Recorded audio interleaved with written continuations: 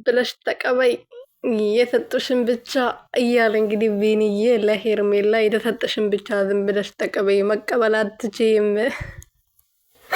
እኔ እናቴ እንዴት እንዳሳቀኝ ከተነሰራት ባለው ነገር እየሳቀ ነበረ ማለት ነው።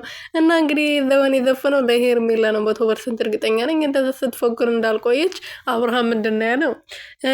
ስልኬን የጌሙ ቀን በ10 ስልክ ነው ታብታብ የማረገው በእግሬ በእጅ ያለ የነሱ ያን ቀን ማንን ነበር ታብታብ ሲያረገው የነበረው? በአንደኛው ስልኩ ሩትዬን እያየ ታብታብ ነበር ሲያረግ ነበረው።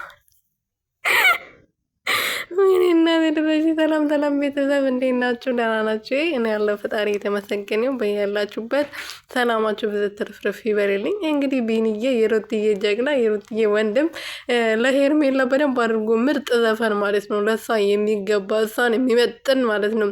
ስልቾ ዝም ብሎ ዛቻ ብቻ ምንም ነገር ራስሽ መቀባት ችም። ስለዚህ የሰጡሽን ብቻ ተቀበይ፣ የሰጡሽን ብቻ ያዢ ብሏታል። እንግዲህ እሷ የሰውን ህይወት ለመበጥበጥ የሰውን ህይወት ለማበላሸት ነው እንግዲህ ወደ ሰው ህይወት የገባችው እንጂ የትኛዋ ሴት ነች ባለትዳር የሆነና የልጅ አባት የሆነ ገና እርጉዝ ሴት እርጉዝ ወልዳ እንኳን እኮ ልጇን ትንሽ አድጎ እንኳን ምናምን ቢሆን እሺ፣ እርጉዝ ሆና እንዴት ነው መጣ አፍቅር ያለው ብላል የመለት መጣ የጫነችው?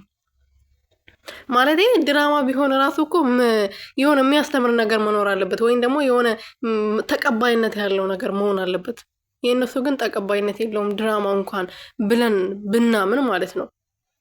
የመጣችበት ጊዜ የመጣችበት እንዴት እንደመጣች አመጣጧ በቃ በጣም የሚያስጠላ እንትን ነው እንጂ በትክክለኛ ነገር እኮ ብትመጣ በጥሩ ነገር ብትመጣ፣ ለምሳሌ ብዙ ሴቶች መጥቷልና አብርሃም ጋር ከዚህ በፊት ልጅ አለኝ ብላ ልጁን ይዛ መጣ። ልጁ ለ1 ወር ነው ብላ ብዙ ጊዜ አብርሃም ጋር ቁጭ ብሎ ነበር። ከዛ በኋላ ግን ተቸግሬ ነው ሰው ሀገር ሊሄድ ነበር ብላ አስረድታ አብርሃም ዩቱብ ከፍተውለት እንትን ብሎ አበረታቶ ልጇን ይዛ ሄደች። ከዛ በኋላ በጸባይ ማለት ነው።